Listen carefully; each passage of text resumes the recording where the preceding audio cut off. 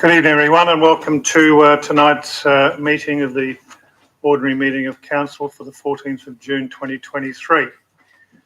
I would like to welcome those present to the meeting and pay my respects by saying the City of Swan acknowledges the traditional custodians of this region, the Whadjuk people of the Noongar Nation, and pay respects to continuing connection to land, waters and community, and we pay our respects to elders past, present and their descendants.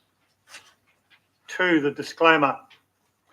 The terms and conditions of entry to this meeting are posted at the entry to the public gallery. Members of the public are advised to read them prior to attending this meeting and abide by those rules. Attendance and apologies. Mr. Acting CEO, I note we have Councillor McCulloch attending electronically. Councillor Lucas is leave of absence. Councillor Zanino is leave of absence. And our CEO, Mr. Stephen Kane, is leave of absence. I think everyone else is here. We haven't heard from Councillor Prodovnik. Still Councillor Prodovnik's not here. All right. I wasn't sure she was coming, so we'll see what time she attends the meeting. So declarations of financial and proximity interest and interest affecting impartiality. I've received one from Mr. Kane, declared an impartiality interest in 7.4, appointment of the Independent Audit Committee member, as he is an acquaintance of Mr. Draper. Do we have any others, Mr. Acting CEO? No, we haven't received any others. Deputy Mayor. Okay, thank you. Public question time. Questions and answers recorded in these minutes at the meeting may be summarised in accordance with the Local Government Administration Regulation 1996. Councillor Prodovnik entered the chamber at 6:02. Questions and answers marked with the asterisks have been amended either for the purpose of summarising, e.g. removing preambles, statements or editing. 5.1. Answers to questions which were taken on notice are nil. 5.2. Questions relating to reports contained in the agenda. 5.2.1, questions of which due notice has been given is nil. 5.22, questions without due notice. We have 2 members of our gallery wishing to ask questions. The first one would be Mr. Mitrovic. You can come up to the microphone, podium. Robert, yep. Press the on button. I've got a question now.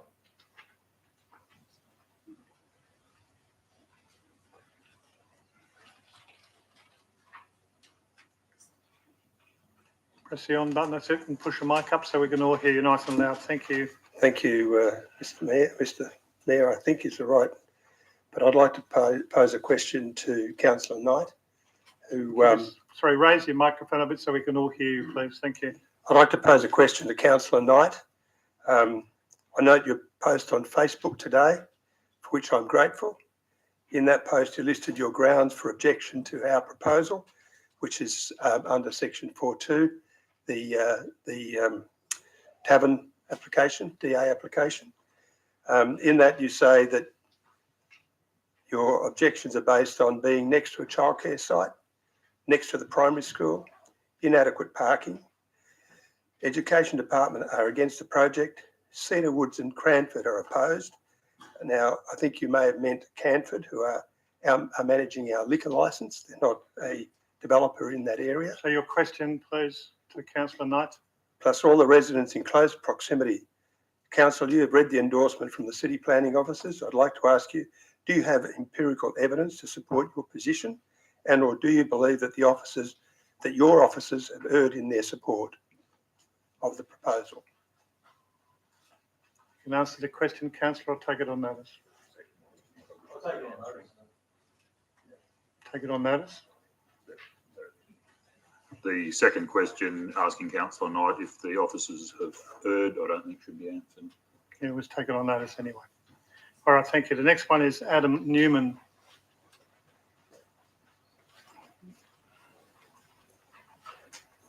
Afternoon. My question is also to Dave Knight in regards to, are you aware of the survey that was taken in the area 3 kilometres around the tavern, which showed 85% of support towards the proposal? Sorry.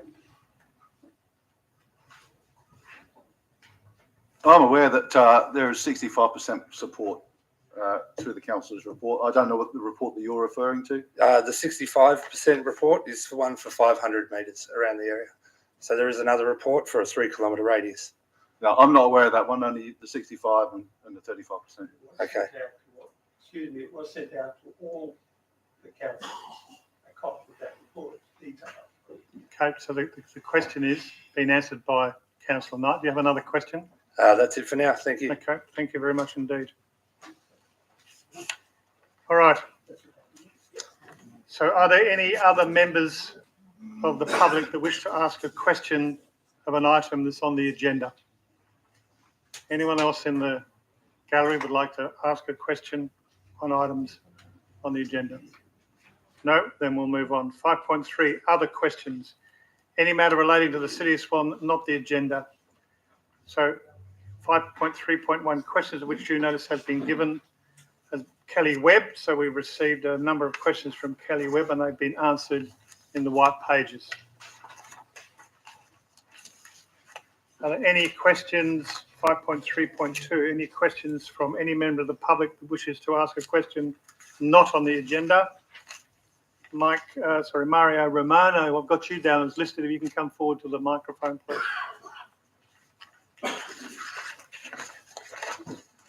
Good evening, councillors and staff. The Water Corporation are currently undertaking works at the entrance to the Vines in Shadow Place. This has been ongoing for some time. What compensation, and has created a significant amount of disruption to the area, what compensation provisions exist with the Water Corporation in regard to damage and removal of recently planted trees and the more mature jacaranda trees? And part B to that question is the pavement damage due to still excavated tracks rather than protect the covered tracks? Mr. CEO.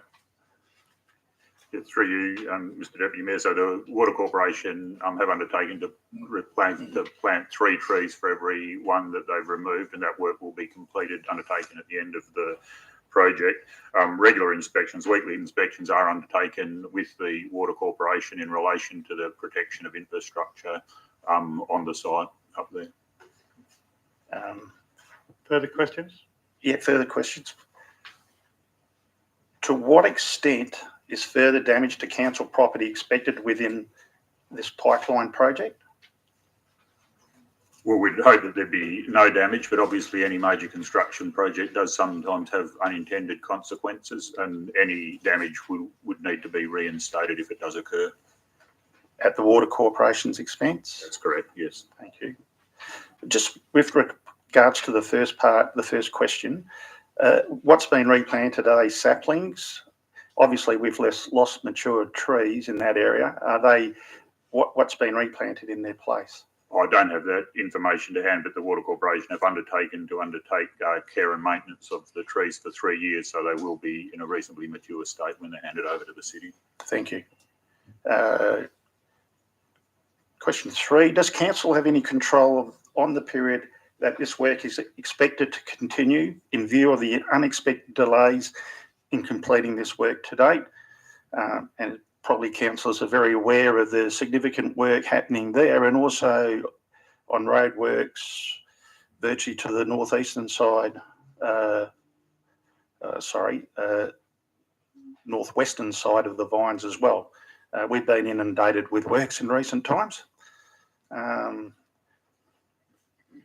is a water corporation project, so we don't actually have control of it. We are the authorising body for the road closures in the area, but obviously construction projects can get delayed for a variety of reasons, but the city doesn't have control over the actual timing. It's a water corporation project. Okay, further from that, is there any, depending upon the time taken, any potential reimbursement to the city with respect to the time that's been taken? No, there's not. No. So from that, is there a current timeline that the Water Corporation has provided the City of Swan for the completion of this work within the Vines locality? We've been advised that it would be completed in August of this year, though again, that's not something that we've got control over.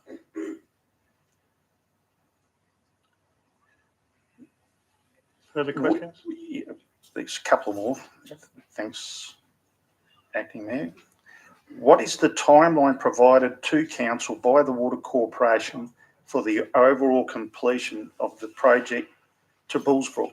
So, like, obviously impacting other areas of the Vines as it progresses north.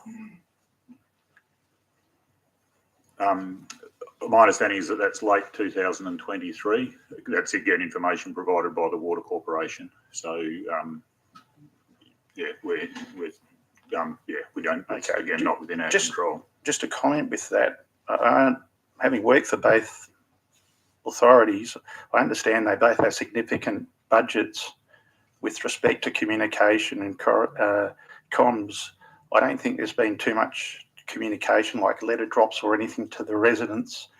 And I would think that would be advantageous to provide some more communication with respect to what's happening and further works and how they may impact the residents at the Vines. So you're asking this as a question And a statement, Yep. I suppose. and a question?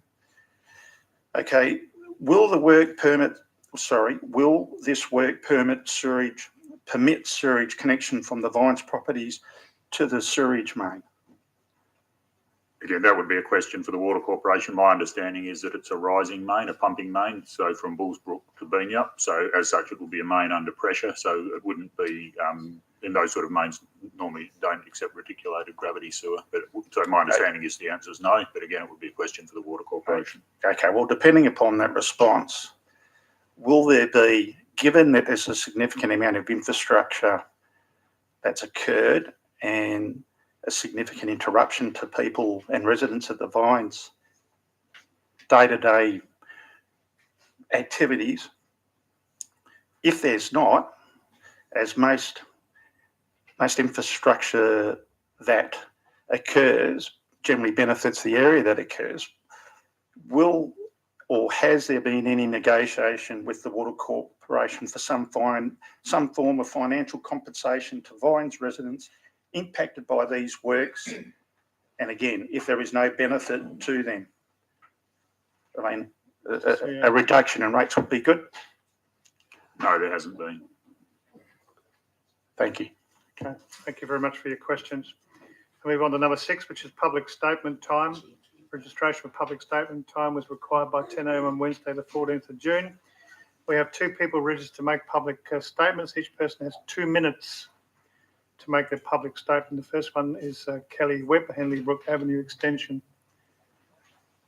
I'll be Thank you. speaking for Kelly. And your name is? My name is Ian Franklin of Henley Brook.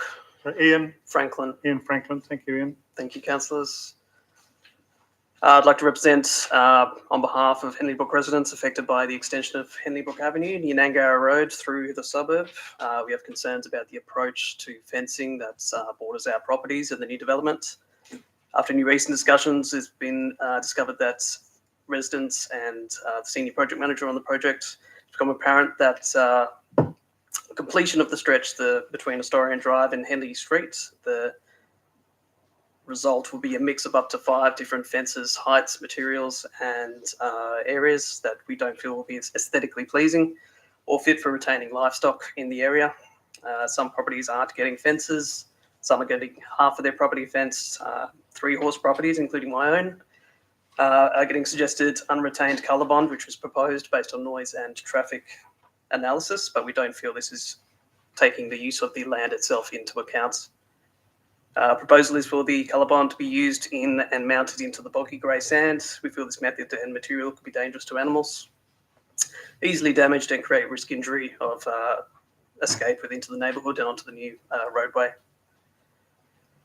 We don't feel the project has been well thought through or taken into consideration the unique qualities of the location. We'll be gathering our voices and approaching local councillors to ask that it's recognised that these properties are not residential, and we don't feel that materials such as colour bond alone are suitable for this stretch.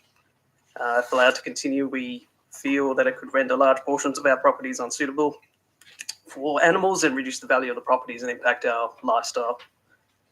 We propose a consistent wall material and design for this stretch that would be more visually appealing and safe for our animals. Modular fencing has already been proposed for portions of this stretch, and we don't feel it's too hard to conceive that that could just be continued for the entire stretch to provide that consistency. We certainly welcome the road development and the easement to traffic in the area, but we feel that the council can't sacrifice the natural beauty of the area, the safety of our animals, or the lifestyle of our residents in the name of progress. Thank you. Okay, thank you very much indeed. You did very well. Thank you. All right, the next one is Shannon Dean to talk on the lack of amenities in Brabham. Thank you, You Mr. have 2 minutes. Thank you. 2 minutes. Thank you, Mr. Acting Mayor. I wish to discuss the lack of facilities in Brabham, including the lack of a high school, library, and Brabham Tavern. The primary school was at capacity shortly after opening and is currently over capacity with demountables occupying play space. We need to anticipate the completion of the Brabham housing development, bringing in more families with more children that will require a school close by. At this current stage, the suburb is nowhere near completion. What is the intention to facilitate school-aged children as more move into the area? Hopefully not more demountables, as children need space to run on school grounds. We need to anticipate graduation of these primary age school children into a high school. Brabham does not have a high school, nor is there an announcement of one in the near future that I know of. Brabham has various parks and open space available to the public, but none of these areas are suitable for large private gatherings, and if you consider inclement weather, it further reduces the accessibility of these gatherings to occur. It is important to the mental health of the community to be able to regularly gather without having to book or pre-plan many weeks in advance. University of Oxford have found that bonding over a pint carries serious mental health benefits. There is a group that are called Brabham Blokes that was founded 1 year ago.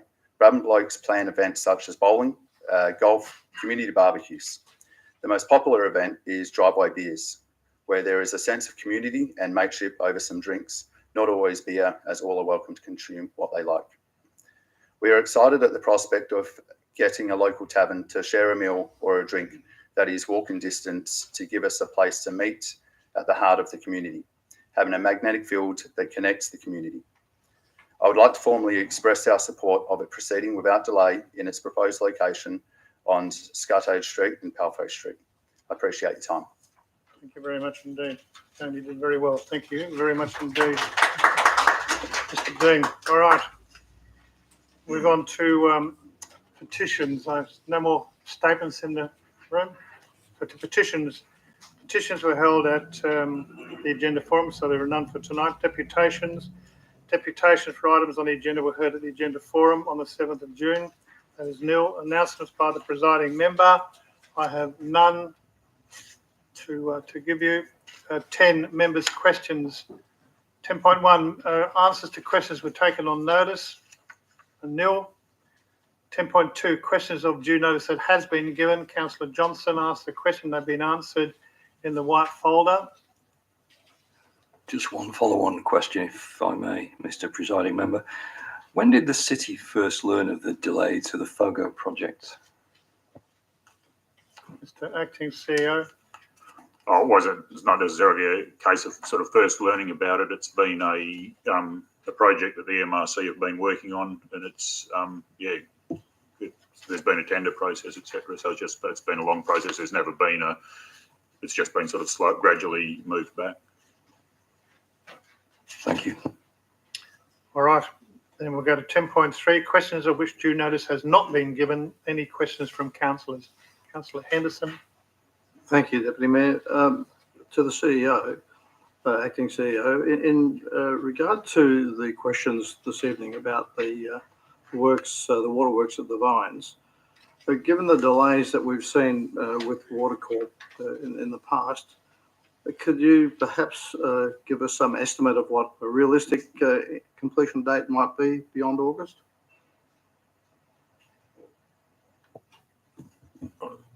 I can't speak on behalf of the Water Corporation. Okay, thank you. All right, no further questions from anyone in the room? Councillor Richardson. Thank you, Mr. Acting Mayor. A question for the Acting CEO. Have there been any updates with local members for the Ellenbrook Pool? And have we had any meetings recently regarding any of the updates with the pool? I haven't had any. I'm not aware of the if other staff are aware. Obviously, Mr. Kane's not here, so he would be best placed to answer that. So, I mean, obviously there have been a number of meetings. I'm not sure when the last one was, though. Take it on notice, Councillor.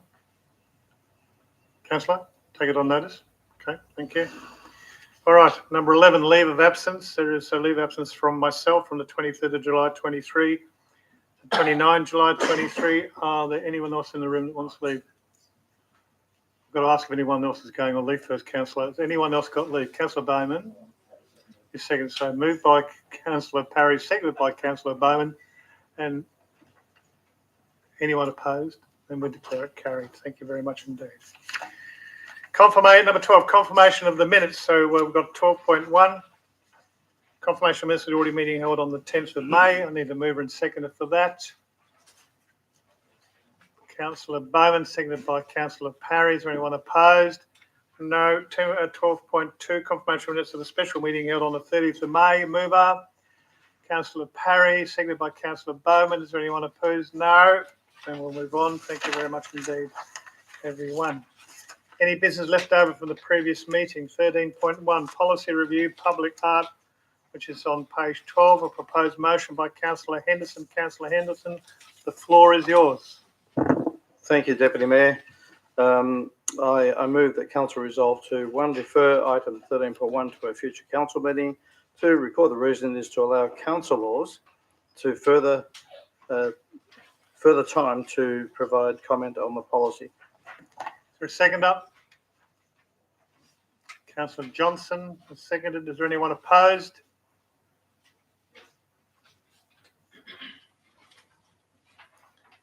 Do you wish to debate it? Okay, then it's over to you, Councillor Henderson, to open the debate. Thank you, Mayor, Deputy Mayor. Councillors, this policy's been reviewed. I recognise it's been deferred once already.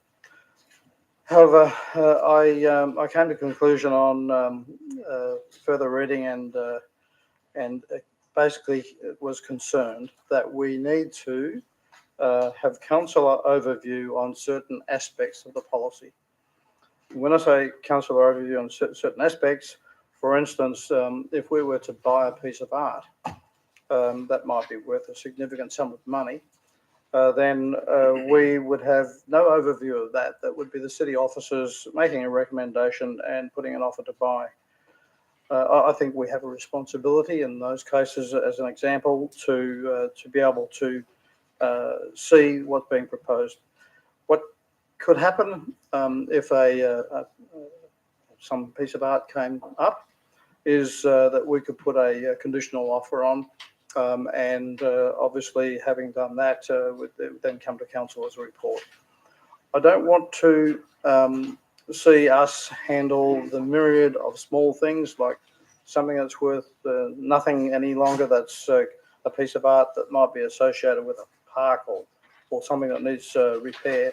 I don't think we need to deal with those. I think we need to deal with the things that we're seeing potentially significant expenditure on, and I think we can draw the delineation in that by recutting the proposed policy and get a balance that would limit the number of reports that would have to come to council. And clearly, that's something that we can do, and I think we should do. Thank you. Thank you. The seconder, Councillor Johnson. Mr. Presiding Member, I think Councillor Henderson explained the necessary reasons for deferring this. Thank you. Okay. Against was Councillor Bowman. Mr. Bowman. Thank you, Mr. Acting CEO. Councillors, 15 councillors deciding on what they like in art. That's never going to happen, in my opinion. Councillors, we're not here to decide what we like and what we don't like in art. We have professional staff that are employed to do that. I love Michael Goddard art. He's the most leading alcoholic artist. That's my art. I went to an art opening the other day and didn't like any of them because it's not my style. Councillors, this has been backwards and forwards. It has been now for 10 months. It's been a briefing as well. We should just get on and move the officer's recommendation. The policy has been amended when we asked for it previously, but now we keep asking for more and more. When is it going to be enough? Thank you. Speaker for the motion. Speaker against the motion. I'll ask again. Speaker for the motion. Against the motion. Councillor Henderson, your right of reply. Briefly, thank you, Deputy Mayor. Okay, you're dead right. I'm no art critic. Absolutely. I like traditional art. I certainly think that 15 councillors will all have a different view on what art is. The point is, and here's the key thing, what money should we spend and how we should spend it is what I'd like to see a delineation on. To me, we have a responsibility to oversee and to be sure that our ratepayers are getting value for the money that we spend in art. The rest of it, as I said, I think we can deal with in delineation. So, councillors, it is not a urgent policy that needs urgent attention. It's one that should be dealt with and sorted out properly to finish the matter. Thank you. Thank you. All right, I'll now put it to the vote. All those in favour of the motion? Good. Councillor Jones, Councillor Podovnik, Councillor Johnson, Councillor Catalano, myself, Councillor Parry, Councillor Knight, Councillor Henderson and Councillor Richardson. And Councillor McCulloch, I'll see you on the screen. Sorry, Councillor. And those against? Okay, so we've got Councillor Bowman against, Councillor Hallett against and Councillor Singh against. So the motion is carried. Thank you, councillors. We'll move on to 13.3. You've got all those minutes taken? Good, thank you. 13.3, the proposal local structure plan for Hazelmere Special Use Zone 16, Precinct 3A, lots 651 and 339 Stirling Crescent, lots 58 and 83 Bushmead Road and lot 93 Hazelmere Circus, Hazelmere. Proposed motion by Councillor Podovnik. Councillor Podovnik, you have the floor. Okay. The motion is that Council resolves to recommend to the West Australian Planning Commission that it refuse to approve the proposed local structure plan for the Hazelmere Special Use Zone number 16 Precinct 3A. Record the reason is that 1, an updated traffic impact assessment requested as part of this Council's deferral of the matter in its resolution the 1st of June 2022 has not been received, resulting in the proposed structure plan still not having properly considered potential implications of heavy vehicle traffic through the area upon existing approved developments, inclusive of the Helena River Steiner School. In this regard, it is noted that the proponent, Howard Reginald Hazelhurst, appears to have passed away on the 19th of June 2022, as evidenced by an obituary in the West, and the new owner's intentions for the structure plan are not known. 2, the proposed structure plan is not accompanied by a bushfire hazard assessment that satisfactorily demonstrated acceptable bushfire attack levels on proposed residential areas, as noted by the Department of Fire and Emergency Services And 3, the proposed structure plan proposes residential lots that would be subject to the 25-30 aircraft noise exposure forecasts, which have regard to State Planning Policy 5.1, should be avoided as noted by Perth Airport. Seconder. Councillor Catalano. Is there anyone opposed? No one opposed? And I'll put it to the, declare it carried, don't I? Yes, I'll declare it carried. So that would be it. Thank you. 13.4, the proposed extension to Tavern and construction of the 2-metre high noise barrier wall. I need to move in a second. Move Councillor Parry, seconded by Councillor Knight. Anyone against? So carried. So we go to part B. Part B, adoption of those recommendations contained in the items not withdrawn. So for the purpose of the gallery, the council uses an en bloc method of decision making, which means the agenda items where council supports the officer's recommendations are not debated separately.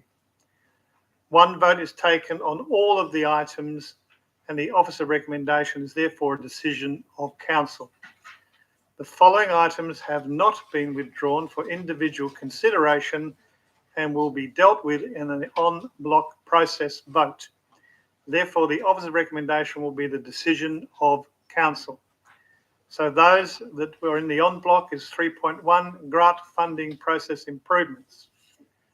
3.2, adoption of the Swan View Local Area Plan. 4.1, the Responsible Authority Report Amendment DA 892-2021, proposed refurbishment of the Landgate Building, Lot 11681, Number 1, Midland Square, Midland. 5.1, proclamation of Tonkin Highway and associated on-off ramps with main roads controlled paths within the city of Swan. 6.1, the financial management report for the period ending the 30th of April 2023. 6.2, list of accounts paid on April 23. 6.3, change in basis of valuation. 7.5, fraud and corruption framework 2023. And in part C, 3.1, Office of the Auditor General, Local Government Information Services Audit 2122.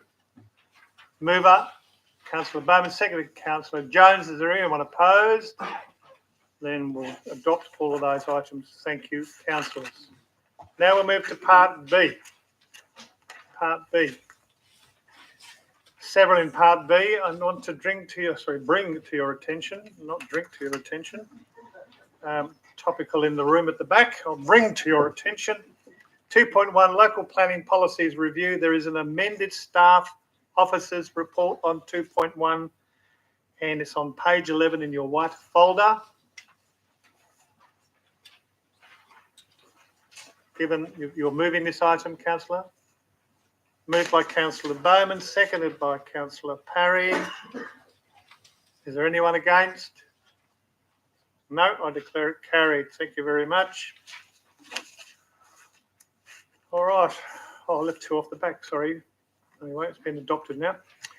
4.2, Responsible Authority Report, Tavern and Drive-Through Liquor Store, Slot 469, Scuttage Street, Brabham, DA 841-22 and page 304. Proposed motion by Councillor Knight.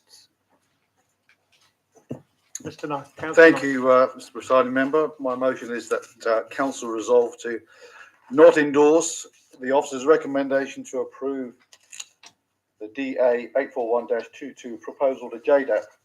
And number 2, record the reason is that the proposal is not in line with the Department of Planning, Lands and Heritage, West Australian Planning Commission Operational Policy 2.4, Planning for School Sites. The proposed parking arrangements do not meet the city's guidelines. There will be too great an impact on the amenity of an already established residential area. And the proposal is incompatible with the location, which is abutting a childcare centre and adjacent to a primary school. Is there a seconder? Seconded, Councillor Catalano. Is there anyone opposed? Councillor Parry. Then the floor is yours, Councillor. Thank you, Mr. Presiding Member. For those in the gallery, this is going to JDAP, so it's not the final. It's not the final decision is not made tonight. So council will either endorse it or not. And I'd like to say I'm sorry that I'm opposing your tavern. I really am, because I know you've been waiting a long time in Bradman for all your amenities. 10 years, that's right. And it's understandable. And I know that the tavern has widespread support of 65%. That's a survey that I'll go with, because that was the one that's 500 metres around the tavern. But I think if we were to drill down into those numbers and ask those people if they would be prepared to live with the impact on their amenity and the traffic chaos that might come with this, the parking, we might not have such a high support rate. So whilst I support, I also acknowledge the widespread support, I'm asking council to support the 35% of people who will be adversely affected by the tavern because they live in close proximity. Council, we can support a tavern when it's in the right place. That's not this location, in my opinion. There are many negatives in the officer's report which really cannot be mitigated by regulations or controls, because the fact remains, if we approve this, then we will have a tavern and a drive-through bottle shop abutting a kindergarten and adjacent to a primary school. And I think a reasonable person would find this objectionable. The parking doesn't meet the city's requirements. 35% of local residents object to it. The Cancer Council of WA has objected, citing risks of, quote, long-term impacts of normalisation of alcohol on children.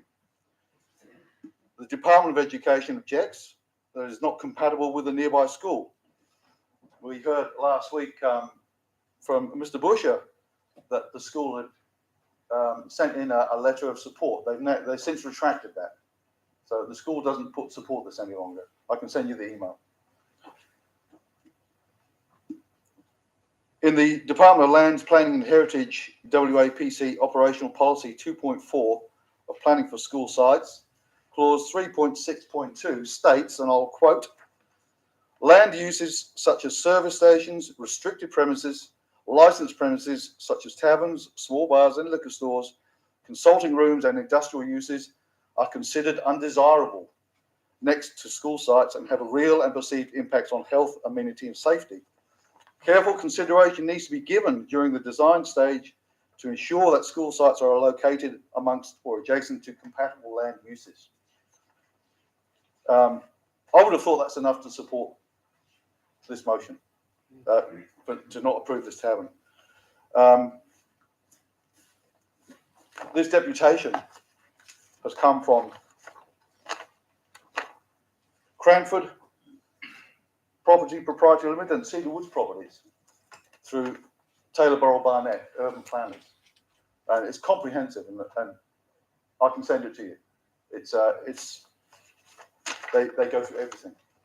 So I would urge councillors to read that if you haven't read it tonight before you make your decision. So that's all I want to say, really. Yeah, please support this, because I hope that we're not going to set some kind of precedent if we support a tavern near a childcare centre and a school.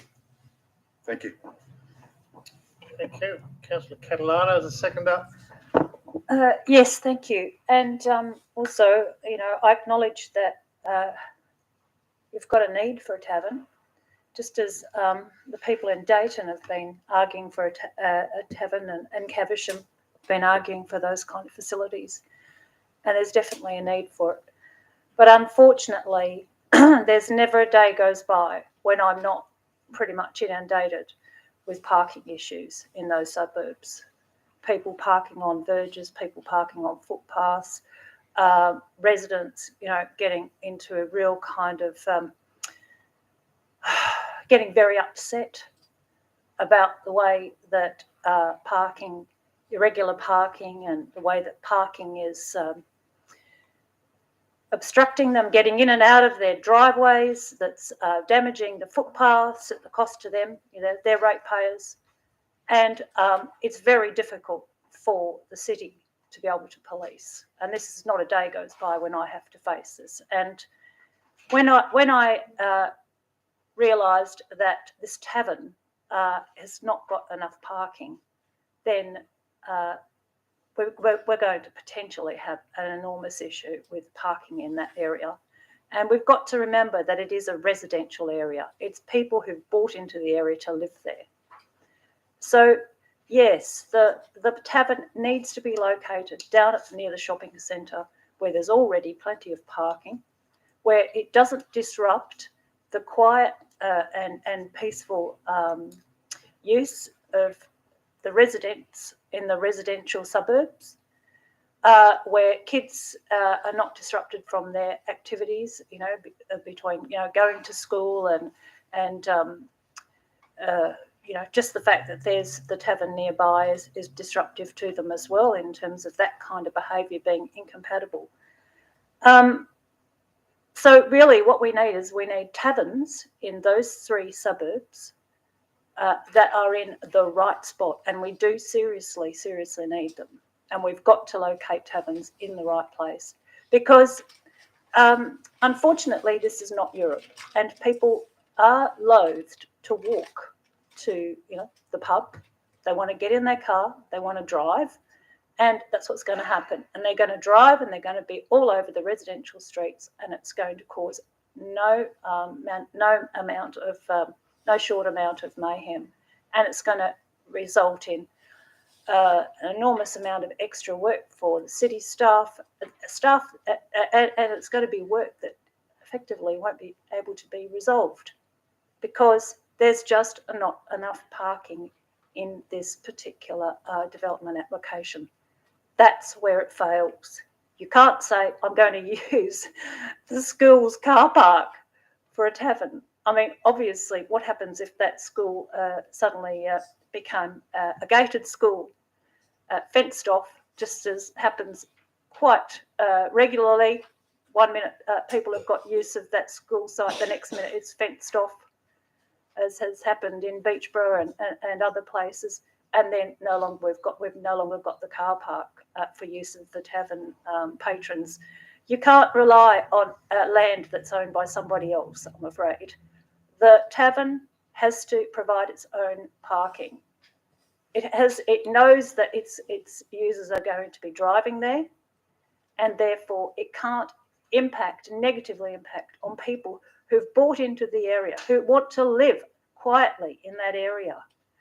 You know, even if they wanted to walk to the pub and go to the pub and have to the tavern and go and have a drink, the point is that, you know, it's their street that's affected. It's the fact that if they don't want to, they might not be able to get out of their driveways. They're watching their streets get, you know, filled up with cars and their footpaths jammed, and, you know, it's every day. We hear about it every single day. So I think we'll get a tavern, and I think we'll get a tavern for each of those suburbs, and I think it'll be a tavern that's in the right location. And I think that's why we need to make that hard decision now, so that we do get what is best for everyone. And that's what I think is really important. We can't just say, oh, well, we'll quickly rush this one through because some of us in the community think it's a good idea and we need it now. Sometimes it's better to just wait and wait for the right location to come up and the right proposal to come up. And yes, obviously, thank you. You have demonstrated. Time, Councillor. Thank you. Thank you.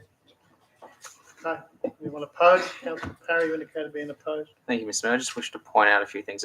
Council's got a page 317 in regards to the parking arrangement. It states that noting a capacity of 400 persons is at very peak capacity for the tavern, which may be infrequently achieved. It's considered that the provision of the 85 on-site parking spaces and 25 on-street parking spaces should be sufficient for the proposed development. In regards to the second point, in regards to 2.4 planning for school sites, it should be noted that the operational policy does not indicate what might be inaccessible land uses adjacent to a school site. Further, the structure planning process that provided for the subject land to the designated local centre did not prescribe any uses for being developed on this site on the basis they might be inappropriate opposite a school. Given that the tavern and bottle shop will operate in a regulatory environment that prohibits the sale of alcohol and tobacco to minors, City of Swan staff have no evidence to suggest that the proposed development would be directly harmful to the health and well-being of students of the adjacent school. Now, let's go back to the real life situation as well.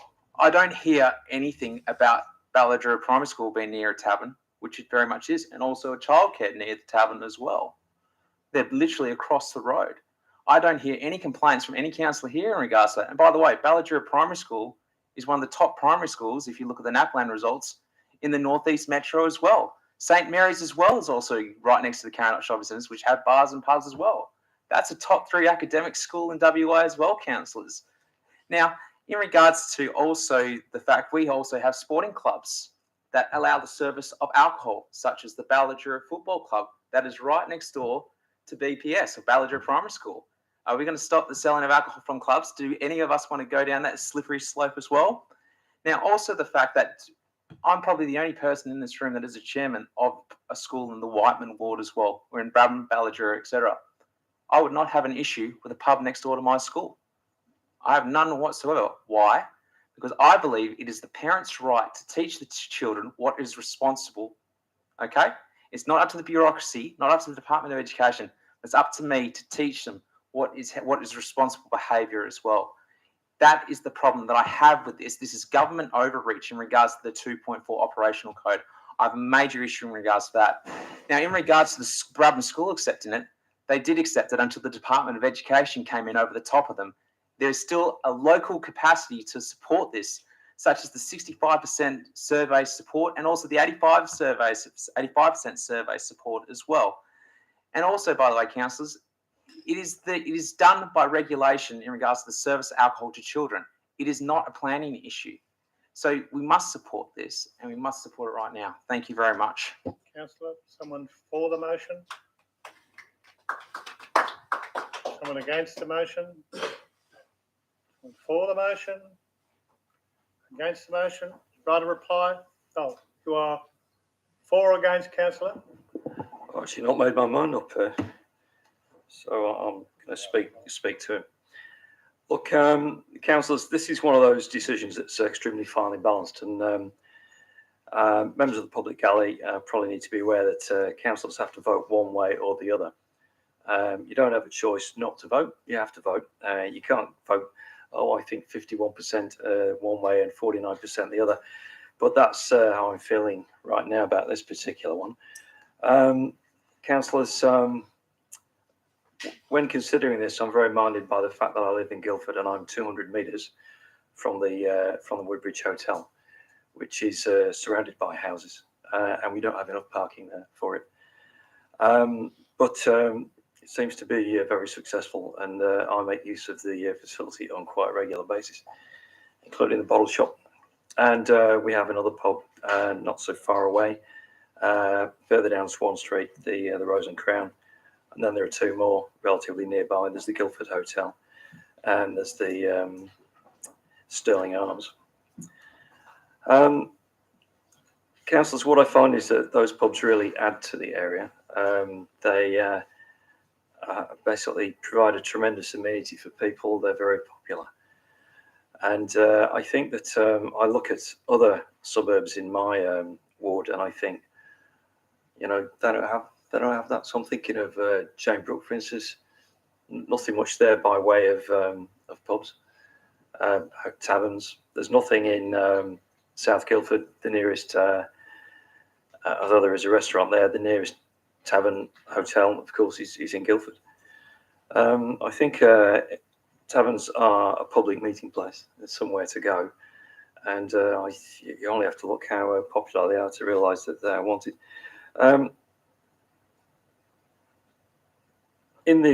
think in the report it mentions that the proponent also is the operator of two other hotels, two other taverns, one of which is the Boab, which I'm familiar with. So The BOAB appears to me to be a satisfactory, well-run tavern. I don't see how it's impacting anywhere else. So I think this is quite a tough decision we have to make. We're only making a recommendation to the WAPC, but I think a tavern in this location would potentially be a benefit.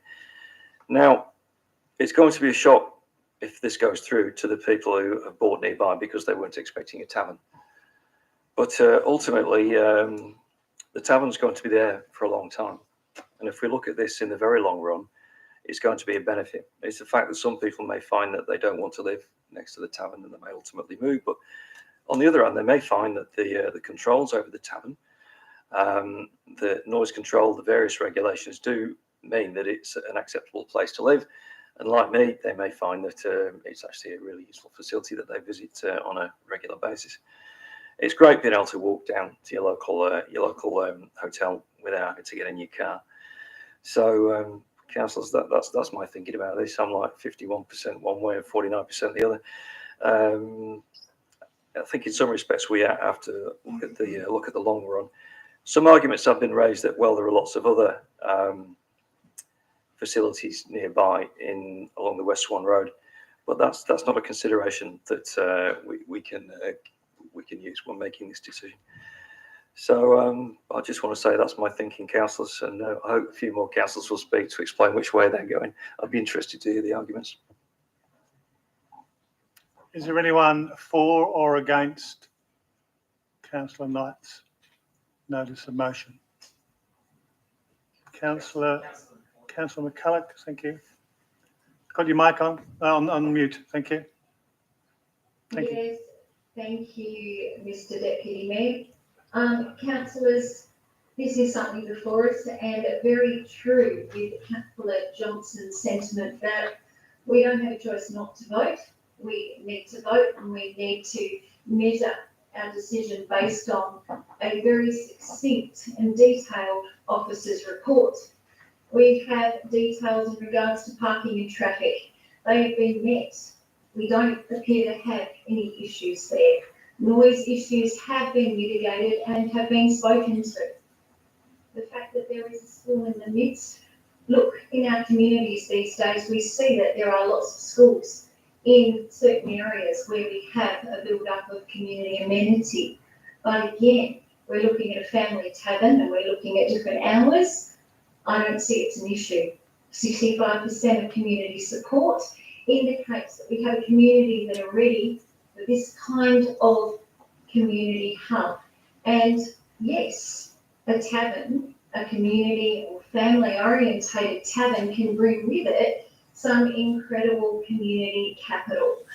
Councillors, even our community tavern in Ellenbrook, the Brook, which is a great place to meet and connect, recently hosted a fundraiser for Sister Project, which is a fantastic community group that was in great need of some fundraising initiatives. Our community wanted to get around them, and the community tavern was a great place to connect and meet for an event that raised a considerable amount.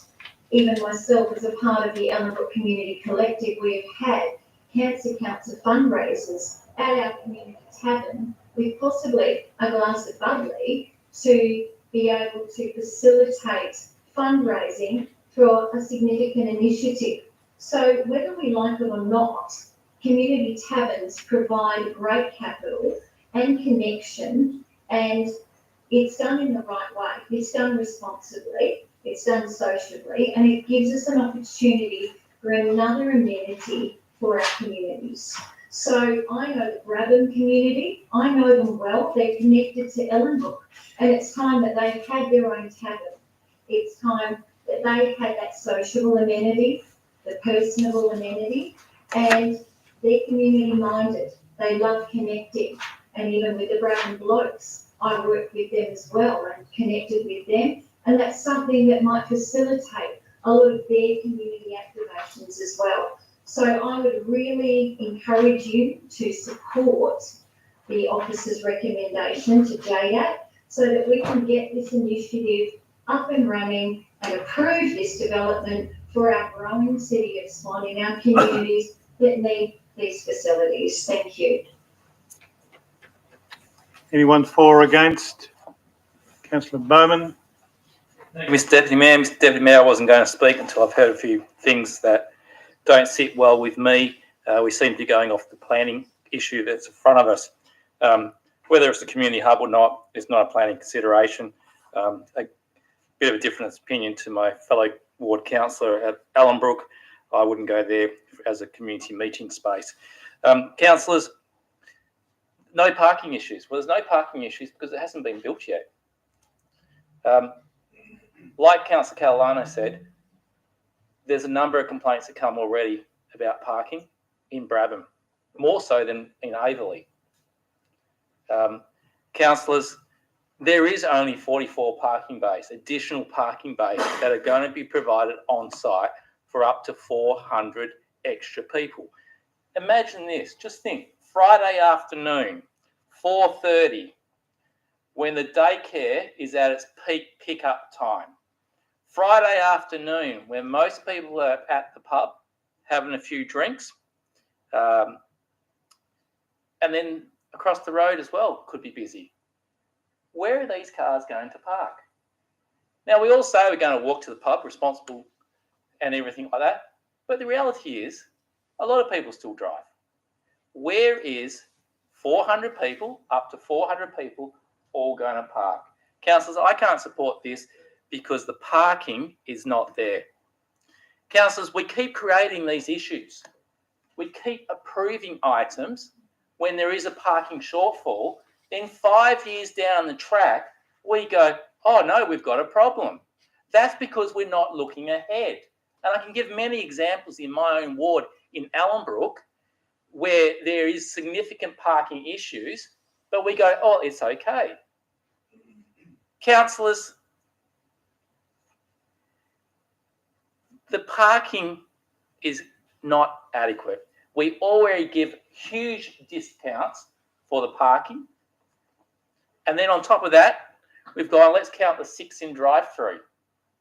Now, if that's a parking spot, if I'm going to that childcare centre, I can park my car there and go in and get my child. I don't think that will be the case. Councillors, pubs, if you look at Allenbrook, there is only one pub. If you look at Averley, there is no pub. Pub is a supply and demand issue. That is not a planning issue. We need to put that away. Is it the right spot for a tavern from a planning point of view? That is the question you must ask yourself. I love a beer. I drink beer. I go to the pub. That's totally irrelevant on this item. It is only the planning items that you can look at in front of us. Councillor Knight, in his opening, mentioned a few of those. That's the decision we've got in front of us, councillors. Anyone for or against the item before I rise to say a comment? I'm not going to rise, I'm going to stay seated. Councillors, sorry? I'll hand the chair over to my acting CEO. Can't do that? All right, do I have to go? Well, sorry, Councillor, I don't want to go into a vote process. So can I just then nominate a person? Hey, Councillor Parry. All right, acting for my comments. So the position for me is that did the officers get the report wrong? Well, quite clearly they didn't, because this is the recommendation they made. Did the Cancer Council come up with an objection? Sure, they would. And that's their role. Their role is to discourage drinking of alcohol because of the structures that sits behind the presence of possibly cancer. Did the Education Department get it wrong? No, because that's the role of the Education Department, is to oppose these things. The school got it probably right, as they think, and then were overruled by the Education Department, as you can't make a comment as an independent school, which surprises me. As an independent school, you should be able to make a comment. People driving to a tavern or not to drive to a tavern, I've heard those comments tonight, and I'm not convinced that the argument is that most people drive rather than people walk to local taverns. It was said earlier that the Ballajura Tavern that sits on the shopping centre and its back fence is a kindergarten. Its back fence is a kindergarten. And it's got a position for a secondary school and a primary school within walking distance of either one. Local restaurants on BYOs. People take their BYOs and they walk down to a local restaurant and they have dinner, open up 2 or 3 bottles of wine and then waddle their way home or walk home sensibly. I don't know that too many jump in their cars in a local pub to take their cars there. This is supposed to be, from what I've read, a family tavern. We have a number of family taverns around the place that people take their kids to have and I think the popular thing is a schnitzel or whatever it may be. Parmigiana is the most popular meal. I think the people in Brabham should be entitled to have the parmy that they want. And finally, I'll finish off with, we always get a lot of opposition to items and the support of items are few. So we tend to go to the opposition of items as a supported model. In this particular case, we've got 65% and 85% in support for this, but the feeling around the room is they shouldn't have, those 85s and 65s shouldn't have this. It should be refused. So I'm going to support the officer's recommendation. So I'm going to now write a reply. Councillor Knight. Thank you, Mr. Presiding Member. Yeah, look, the central argument is planning here. I mean, there is a parking shortfall, and I don't know that it's being addressed in the report. This location for a tavern and a bottle shop next to a kindergarten and adjacent to a school, I think is objectionable, really. If you are satisfied as council, if you're satisfied that the conditions that the city have put forward can mitigate the impacts to the amenity in regards of noise and traffic, and you're satisfied the responsible serving of alcohol laws will address any antisocial issues, then I guess you can vote for this. But don't hide the fact that we've got a pub right between a kindergarten and a school. I can't. Point of order, Mr. Mayor, there's a childcare in a school, not a kindy. Okay, I'll take that back. A childcare centre. Thank you. Last week, the applicant sent us a letter with some bullet points, and in closing, I'd just like to address a couple of those. I mentioned before about the letter from the school that do not support that. They retracted that. That was one thing. Councillor Johnson pointed out the Boab and the Craigie, both good taverns, as I understand, but they're in shopping centres, in commercial districts. There's no threat to anyone's amenity. Point of order, Mr. Mayor, that's incorrect. The Boab is not inside. It's an independent area to the shopping centre. Take your point of order. Okay.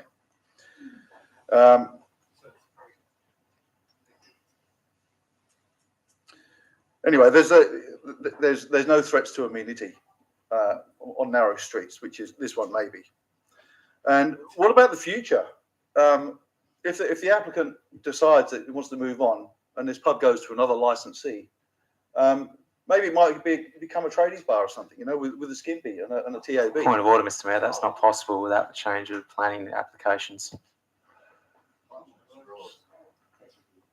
Okay, I'll take your point of order. Supposition, Councillor Knight. Okay. But on balance, look, I think there are too many negatives from the Education Department, the Council and the developers of the Ariel estate, as well as the residents that will have to live in close proximity with the noise after the pub every time it closes. It can't really be controlled. So, Council, I'm asking you tonight to support this motion, and I hope it will be a unanimous vote to send to JDAP, and so that we get some better planning going forward. Thank you. Thank you, Councillor. Okay, I'll put it to the vote. All those in favour of Councillor Knight's. So Councillor Bowman, Councillor Johnson, Councillor Howlett, Councillor Singh, Councillor Catalano, Councillor Knight, Councillor Richardson. You got all those? Those opposed? Councillor Jones, Councillor Prodovnik, myself, Councillor Parry and Councillor Henderson opposed. The item, sorry, I've got McCulloch 6. So the item is approved. All right. We will move on. So, gentlemen in the gallery, it was 7-6 in favour of Councillor Knight's motion.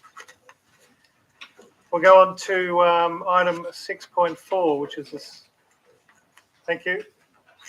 Sale of land, rates and charges outstanding for more than 3 years. Councillor Prodovnik. Up to you.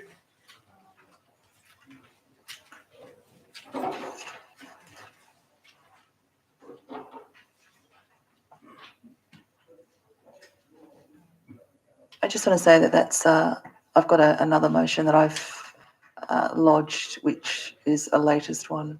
So Yeah, that's on the stage the now. motion currently before us is not your motion. There is an No, amended it is. motion. It's just been changed. I can see it now. So the councillors in the room, you're looking at the board.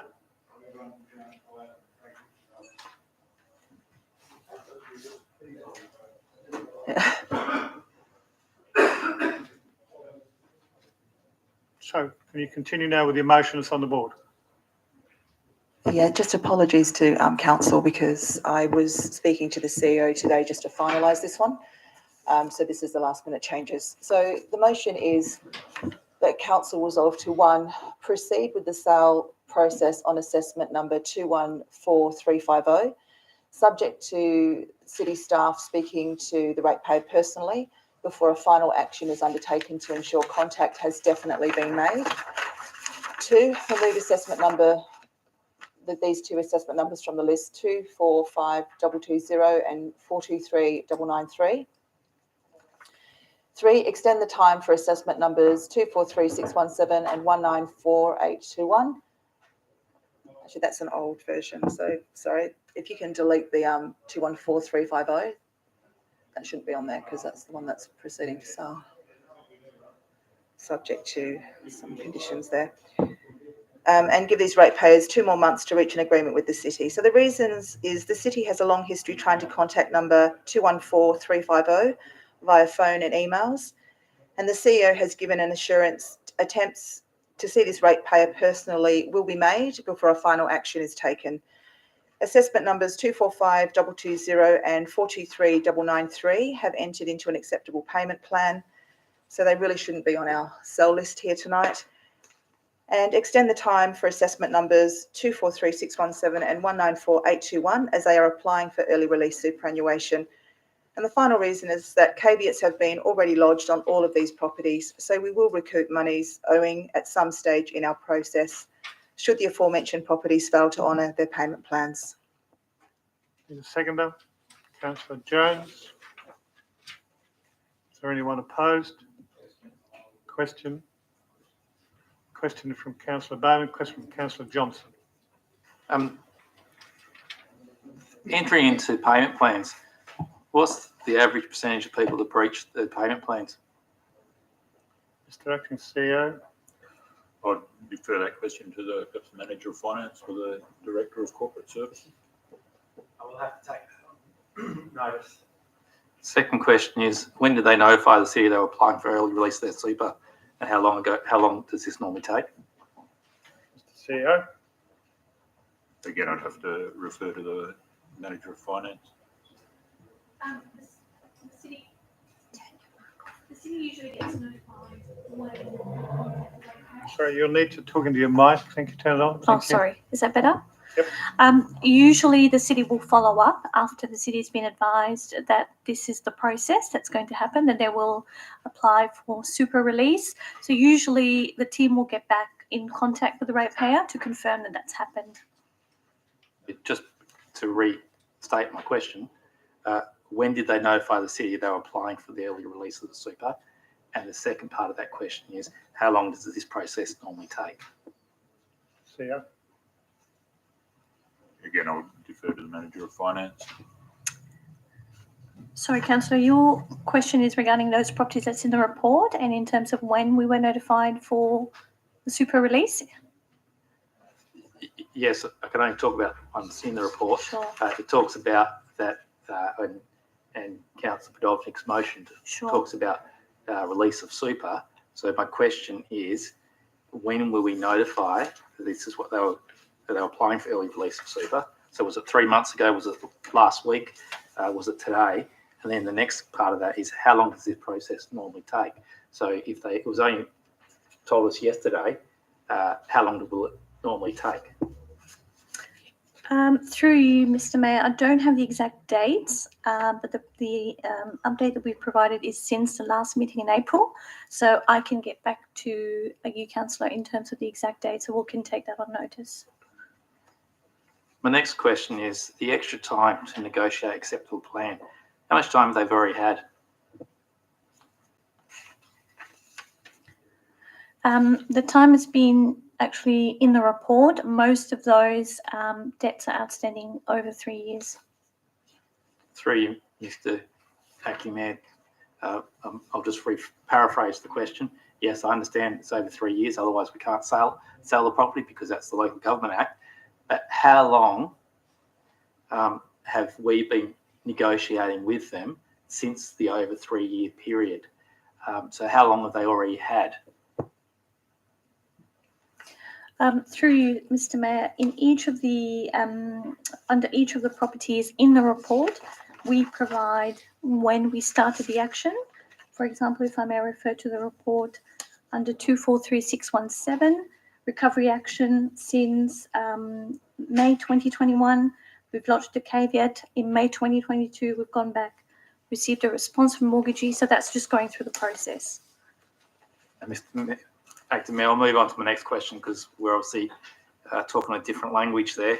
Are we 100% certain as a local government of always recouping the money? And I asked the question in what order are debtors, creditors paid?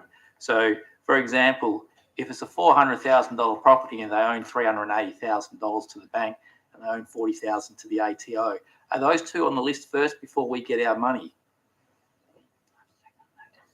Mr. Acting CEO. Through you, Mr. Mayor, I'll have to take that on notice. So you're asking who are the secured creditors first?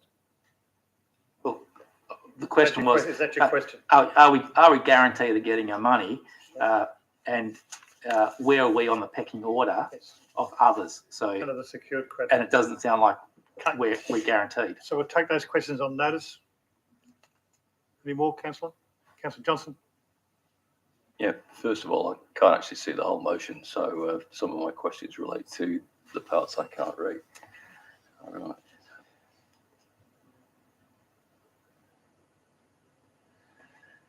Yeah, my question relates to when we are making an agreement for an acceptable payment plan, is a deposit required? So at the point when the payment plan is agreed, is say a 5% deposit required so that we can see that there is good faith? Mr. Acting CEO.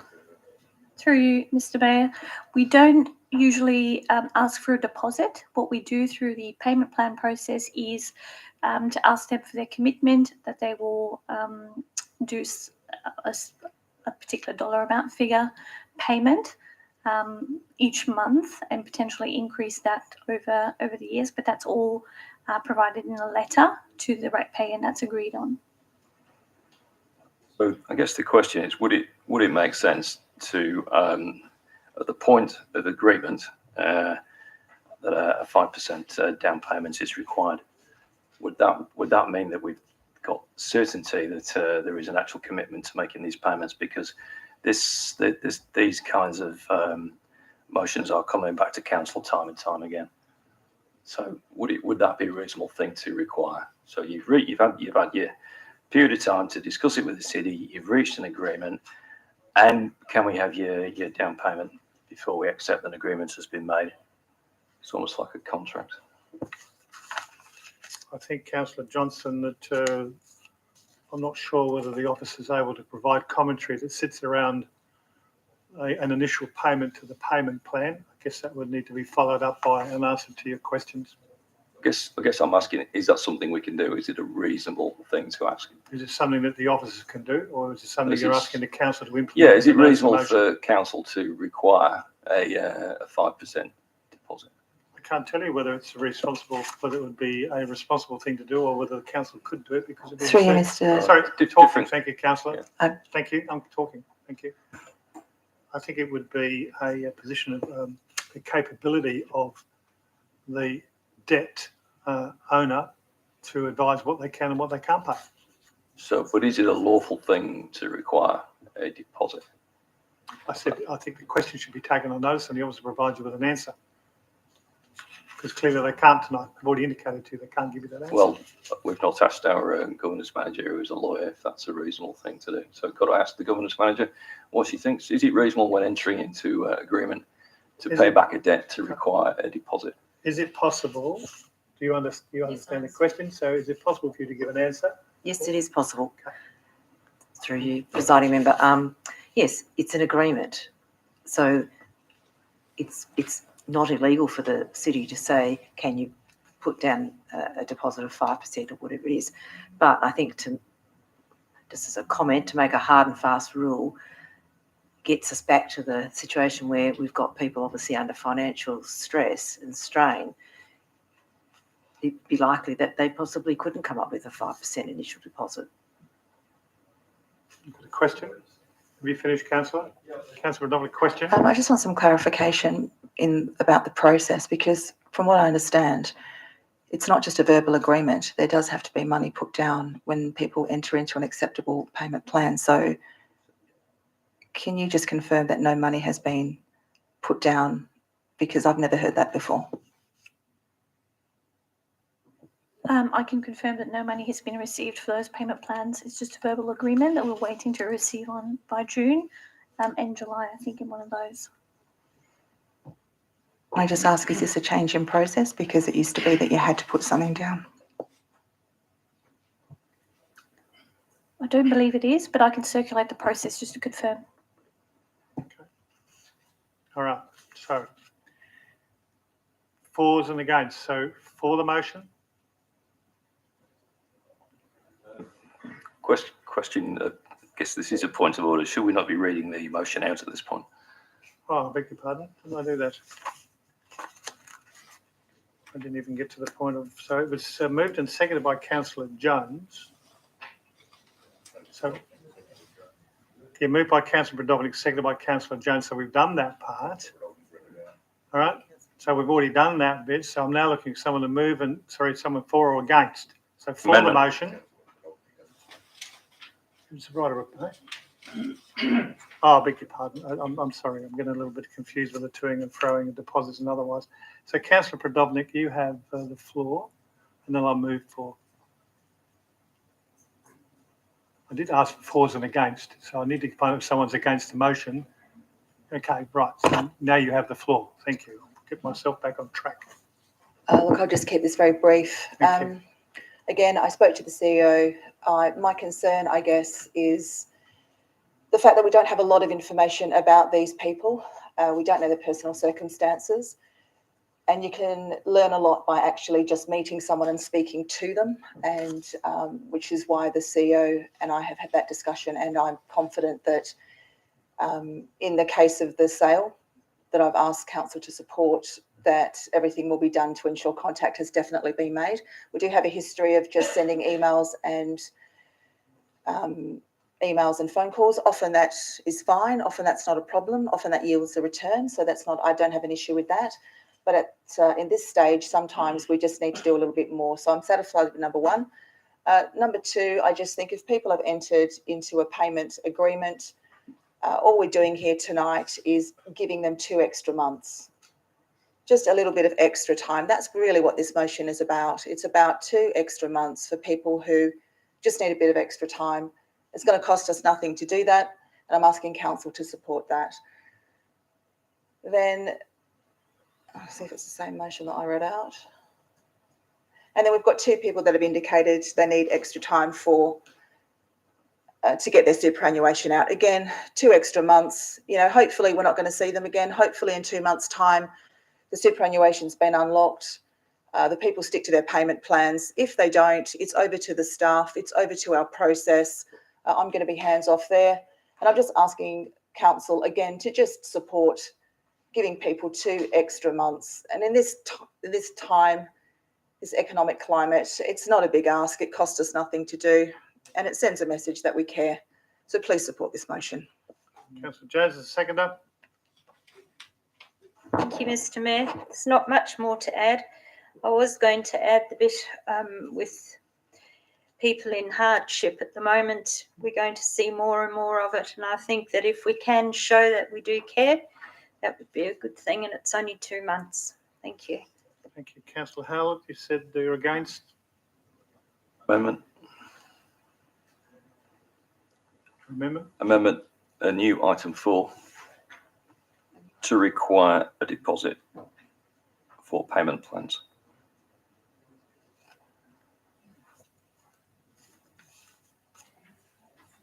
Read and renumber the following items.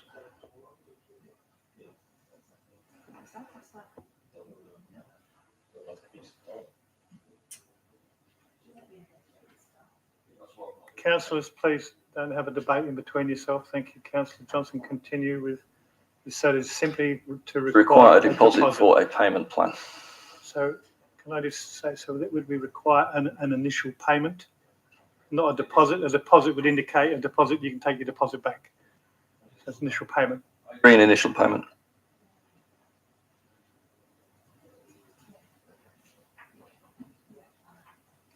Okay, so it's happy with the mover and the seconder. All right, and then we're then part of the substantive motion. All right, so I'm looking at the against. Councillor Howlett. Thank you. I don't have much to say other than I do concur with the officer's comments that often approving the sale of land will generate ratepayers to come forward and actually realise the seriousness of the situation and make speed what needs to be done to prevent the sale of land, and that's through past experience. So I'm quite happy with the 3 years that has been spent to get it to this point. I think, you know, at some point enough's enough, and I think that we've reached enough now. So yes, I think we should stick with the officer's recommendation on this and not support this motion. Councillor for the motion. Councillor against the motion. Do it one more time. For the motion, against the motion. Right of reply, Councillor Brodolnik.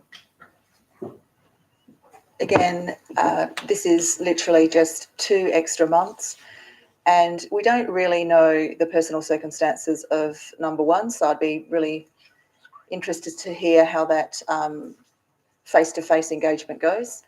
And again, we really shouldn't be proceeding to sale when we've got people that have entered into an acceptable payment plan. I know that staff don't enter into that lightly. I know people that have attempted to enter into an acceptable payment plan and they haven't met the criteria. So I'm confident if they've entered into something, it has been negotiated. Again, no skin off our nose to give people 2 extra months for early release superannuation.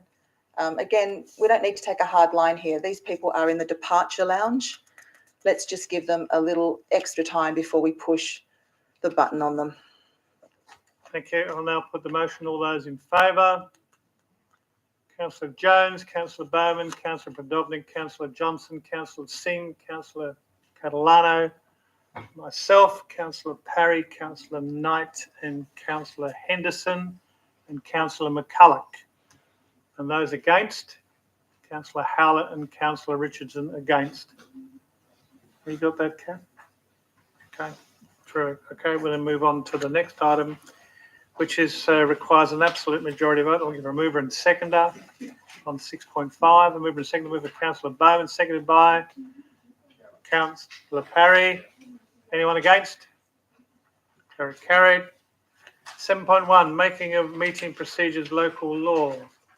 Councillor Catalano, you're the mover. Okay, so I'll read the whole thing out. The area that's struck out is where I'm going to amend it back to what it was.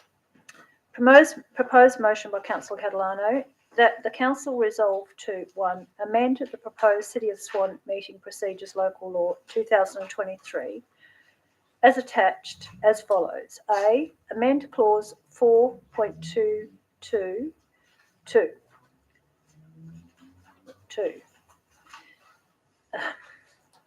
Delete public question time is limited to ordinary or special council meetings.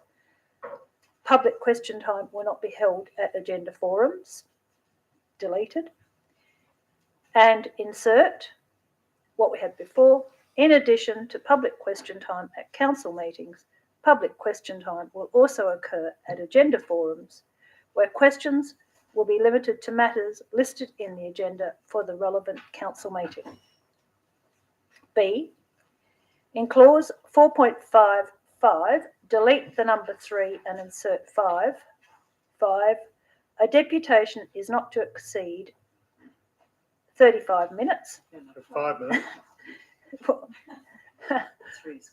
Yeah, okay. Oh, okay. We've gone back to 5. Thank you. Sorry. I was wondering what was going on there. Okay, cross out 3 is not to exceed 5 minutes unless approval is given by the presiding member or by resolution of council. C. Delete clause 4.57. Delete 7. At an agenda forum or ordinary meeting, the presiding member will accept no more than 3 deputations for and 3 deputations against any one item on the agenda. Delete. D. Delete clause 4.58. Delete. 8. The presiding member will not accept both written and oral deputations. Only one form of a deputation is permitted per person. E. Amend clause 4.59 to 9. Following a speaker's deputation, members may, at the discretion of the presiding member, ask the speaker questions relating to the item or seek clarification of issues raised by the speaker, but no discussion or debate will be permitted. And deleted, the presiding member may limit the number of questions asked by the councillors. The response by the person making a deputation is limited to a maximum duration of 1 minute. F. Renumber clause 4.59 to 4.57 and clause 4.510 to 4.58. G. Insert new clause 5.1 questions relating to the business of council. 1. A member may raise questions relating to matters affecting the local government at any ordinary council meeting, excluding those relating to items on the agenda. And 2. Whenever possible, questions are to be submitted in writing to the CEO at least 10 business days prior to the meeting. 3. Where possible, the employee shall endeavour to answer the question at the meeting, and the question and answer will be included in the minutes. However, questions may be taken on notice and an answer placed in the agenda for the following meeting. 4. The presiding member, in consultation with the CEO, may rule a question on notice out of order that A. may breach this local law or any other written law, B. is not related to the good government of persons in the district or the role of council, C. is offensive or defamatory in nature, D. makes unsubstantiated claims regarding the city members, city employees, stakeholders or relevant organisations, D. requires a speculative answer, E. has previously been answered, or F. would, in the CEO's opinion, divert a substantial and unreasonable portion of the local government's resources away from its other functions. 5. Where a question has been ruled out of order, the presiding member is to provide a reason for its exclusion to the member who gave notice of the question as soon as practicable. 6. A ruling made by the presiding member under subclause 4 may be overturned by resolution of the council. And H, renumber clause 5.1 to 5.2 and clause 5.2 to 5.3. 2. Determine the changes to the advertised City of Swan meeting procedures local law 2023 are not considered substantially different to what was proposed.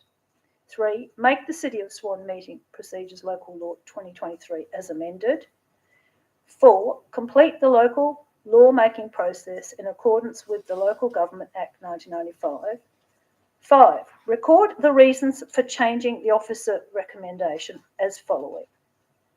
1. Reduction in public questions and statements will limit the public's ability to impart information that it considers that may be relevant and important, or that it considers and that it considers may be relevant and important to enhancing the decision-making and democratic process of council.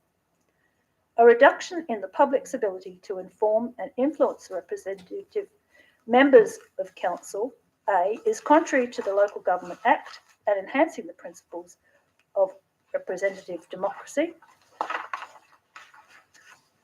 B, will damage the reputation of the city by restricting public voice in formal council meetings, which is inconsistent with public expectations. C, will lead to decision-making that will likely not be in accordance with what is in the public interest. 2, it's important that councillors get answers to questions about council business on the public record as a baseline status for future motions on notice. Seconder. Councillor Johnson.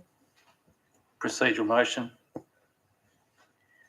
One moment, Councillor. Procedural motion. Move that the meeting proceed to the next business. Seconded by Councillor Parry.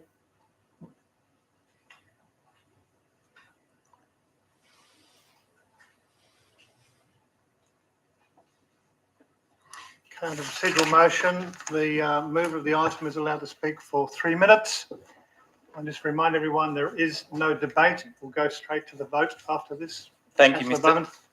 Thank you, Mr. Acting Deputy Mayor, no, Acting Mayor, whatever, sorry.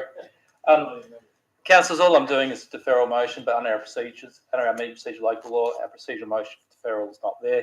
This is what this motion is doing.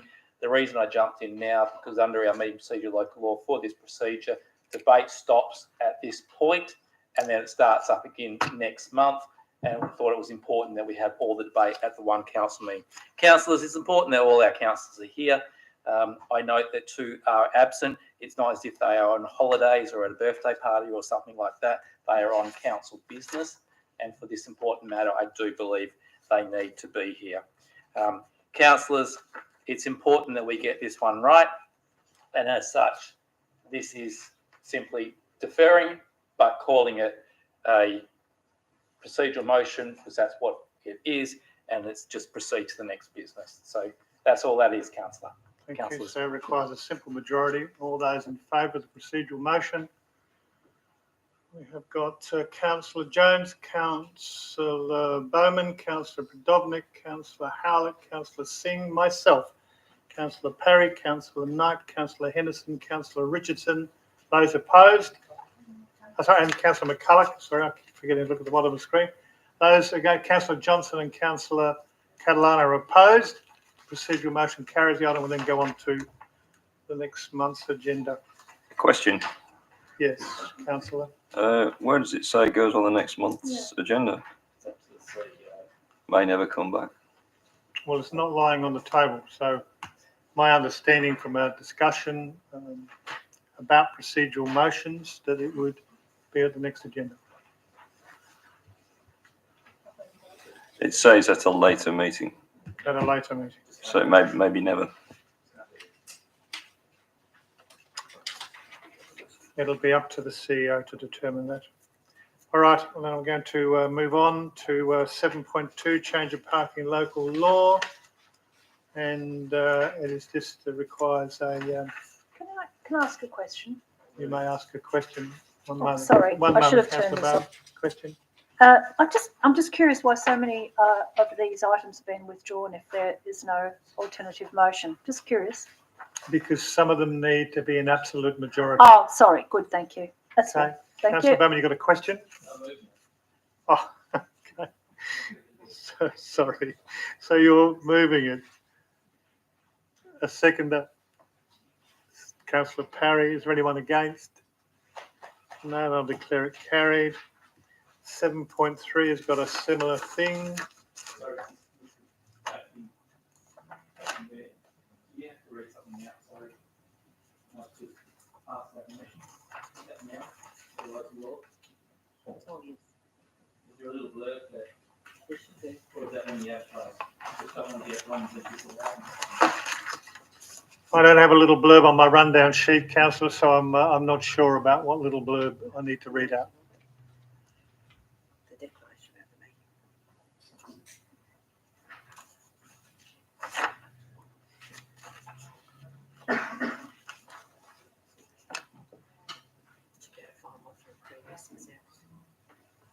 meeting. One moment while we find a.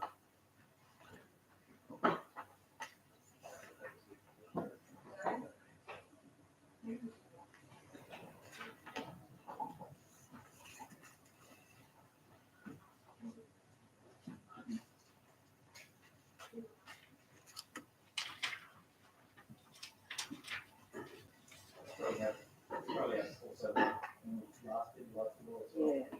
Off the top of my head, can't remember the word. I don't want to get the word wrong for you.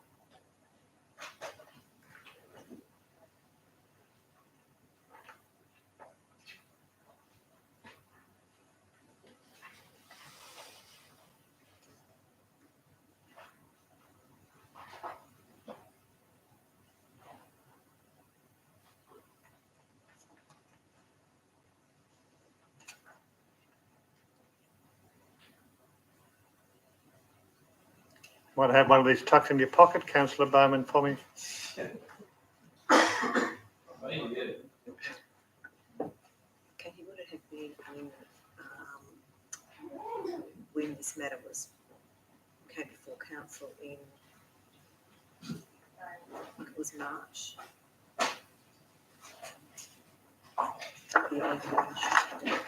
Procedural motion.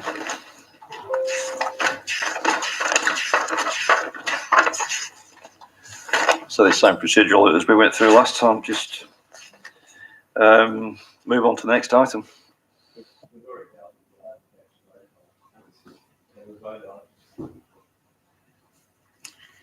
I don't wish to move on in case I am challenged on the moving on, councillor Johnson. So if it takes a couple of minutes, then we'll take the couple of minutes. Thank you.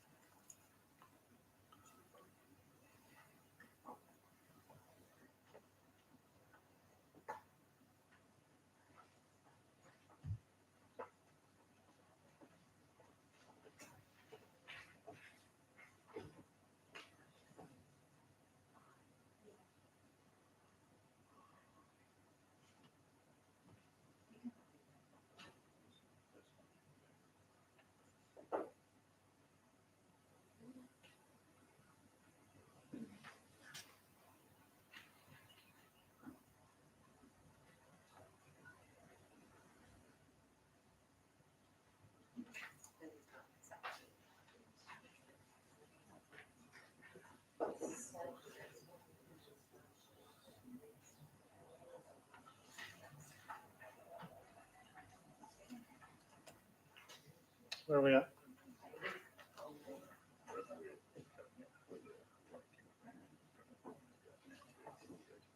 Well,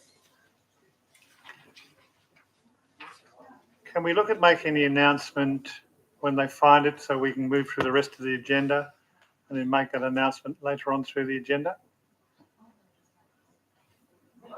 I'm asking the question, councillor, I need to move on, or the government officer is trying to find the part. Question, should we not therefore suspend the meeting procedures local law, the section that relates to order of I'll tell business? you what we can do is that with your indulgence, I'll suspend the meeting for 10 minutes. You can all stretch your legs and then we'll work it out in between. So if you're happy with that, we'll suspend the meeting.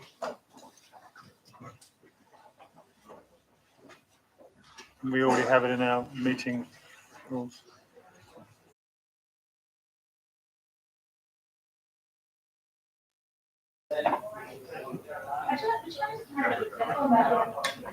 I don't think that's what.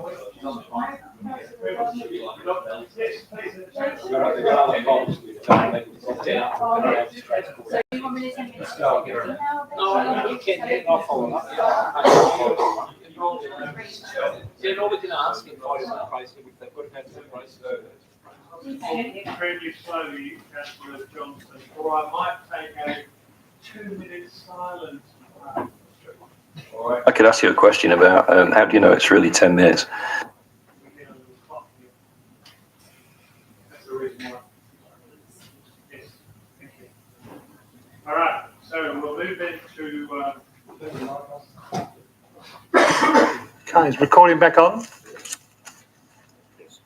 Okay, 7.3 is an absolute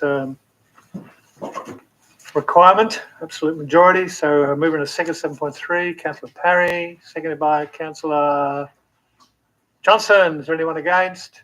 You're against? Do you want to debate? No? Let's put it to the vote. All those in favour?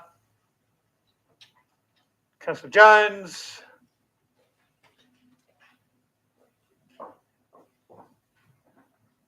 Councillor Brodovnik, you walk back in the room. We're already through item 7.3. And we're taking the vote on 7.3 as all those in favour of the motion before us. So, Councillor Jones, Councillor Brodovnik, Councillor Johnson, Councillor Howlett, Councillor Singh, Councillor Catalano, and myself, Councillor Parry, Councillor Knight, Councillor Henderson, Councillor McCulloch. Yes, all those against. Councillor Bowman and Councillor Richardson. It is carried. Have you got those notes? Thank you. We will move to 7.4. Councillor Bowman. Thank you, Mr. Acting Mayor.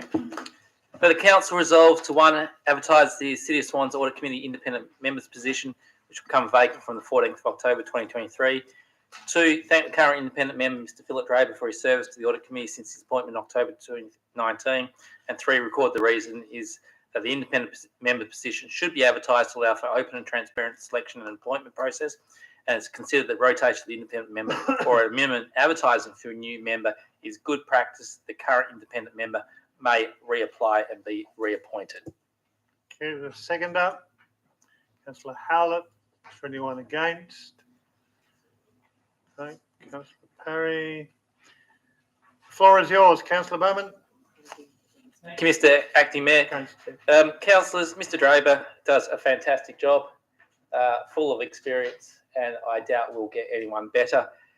However, councillors, my view is these positions should be advertised. They should be advertised because what happens in local government, they don't get advertised, and all of a sudden we have someone here for 10 years. This is the simple fact. I hope that Mr. Draper still applies. I hope that we have him for the next 2 years. However, I think we need to be accountable and open. Thank you. Councillor Howlett, seconder. Just to add that perhaps Mr. Draper does not want to continue, so then we're in a bit of a predicament if we've only just got Mr. Draper to be reappointed. So I believe it should be open for advertisement and just to add to that transparency and also perhaps attract some other interest. Councillor Parry against? I can't really debate against it, Mr. Mayor. Councillor Bowman said everything I was about to say. He does an excellent job. And so why do we need to reapply for someone that does an excellent job? Makes no sense from my perspective, does it? Especially for a highly specialised area like audit. There's not many auditors with the same degree of capability like Mr. Draper, and as the chair of the audit committee, I doubt you're going to find anyone better. So it's only a $2,000 paying job a year, which is not much in the context. 2 or 3? I thought it was 2.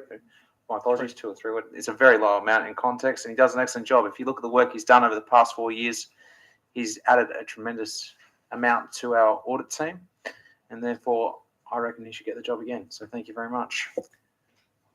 Someone for the motion? Someone against the motion?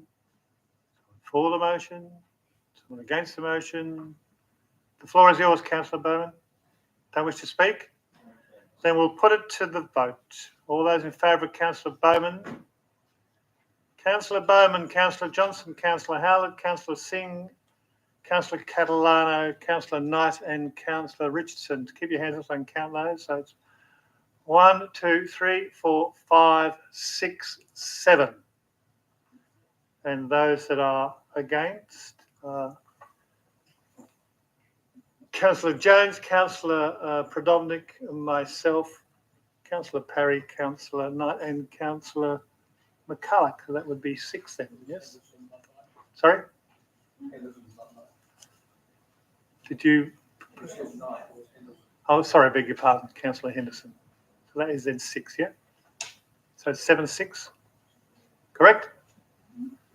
All right. Part C, 1.1, Councillor Prodovnik.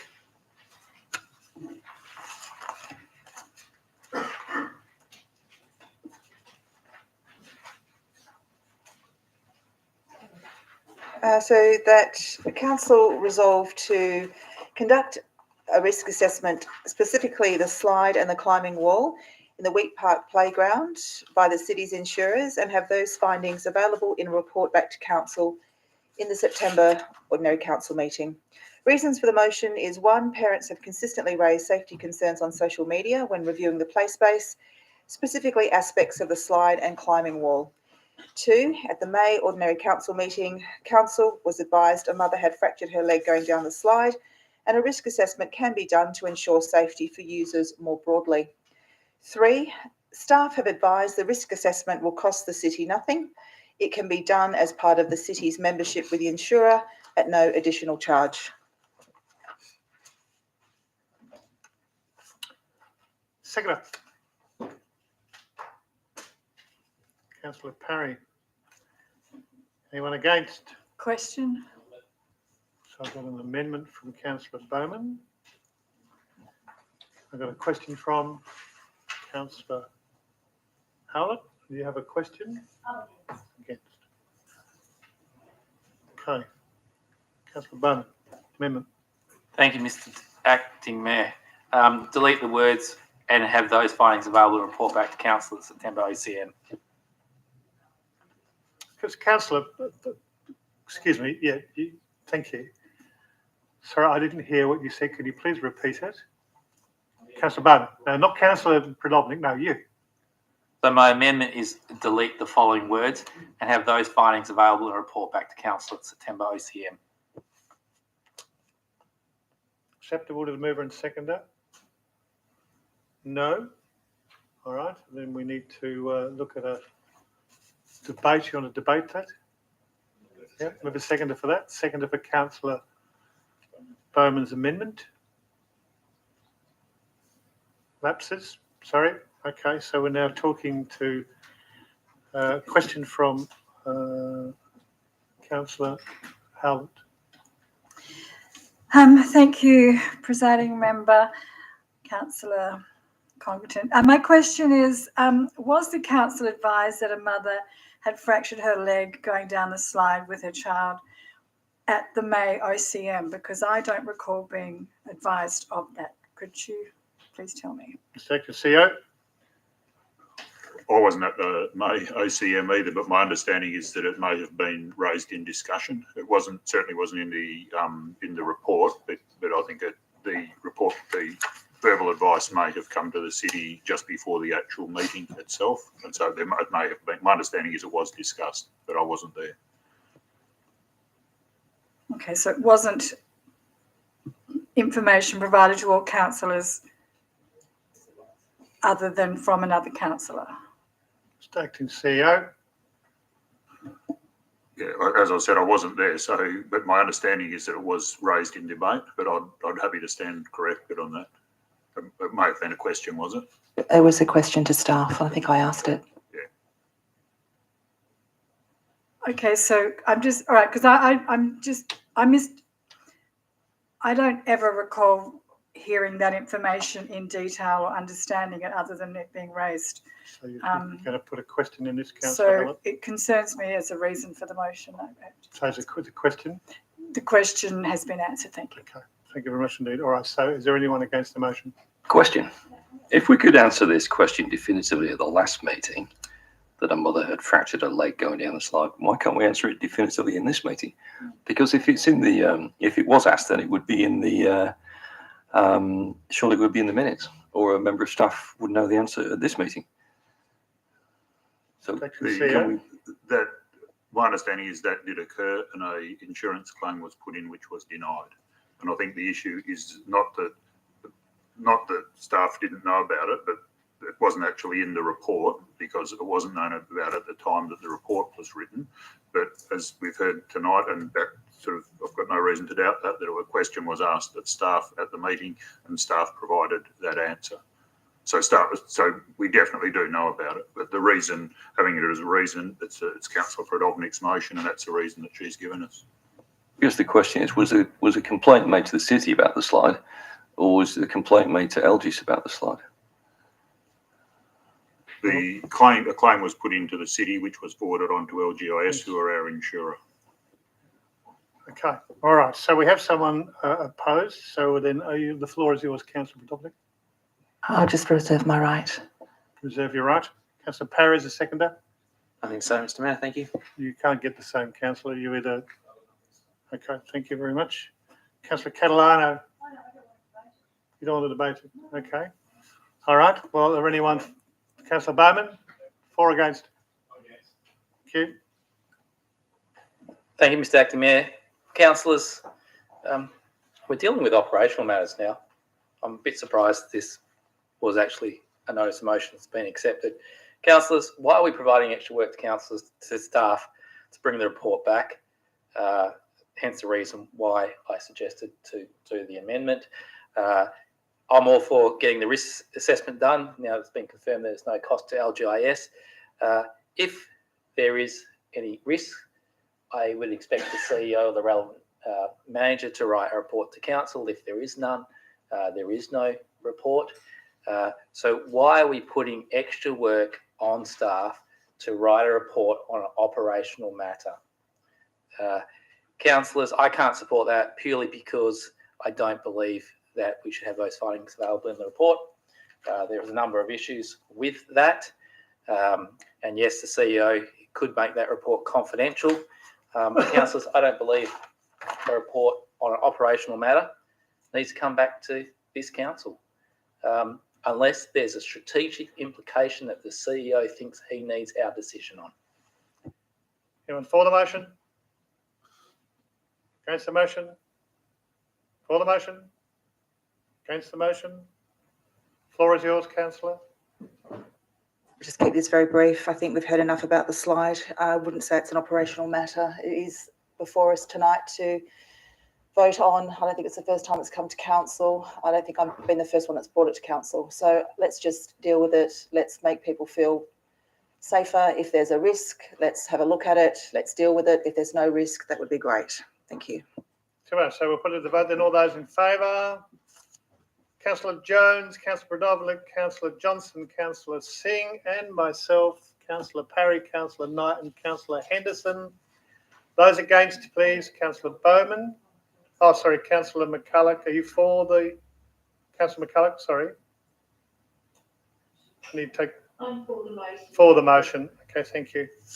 Sorry, I keep forgetting to look down at the screen. Those who are opposed are Councillor Bowman, Councillor Howlett, Councillor Catalano, and Councillor Richardson. Have you got those, Ms. Minute Taker? Okay, motion's carried. Thank you very much indeed. That then moves us on to number 2, page 23. Notice of motions for the following meeting. Councillor Parry has got one. Councillor Parry's got another one. And Councillor Amendment to that one is the university or TAFE, just not TAFE. Sorry, can you put your amendment in so it comes up? Thank you very much indeed. Thank you. So Councillor Parry for the second one, and also Councillor McCulloch, a request for donation of land. So that'll come up at the next meeting. And that, I think, then ends our meeting for tonight. And I'd like to thank you, everyone, for the way you conducted yourself tonight. We finished a little after 8. That's great stuff. Thank you very much indeed.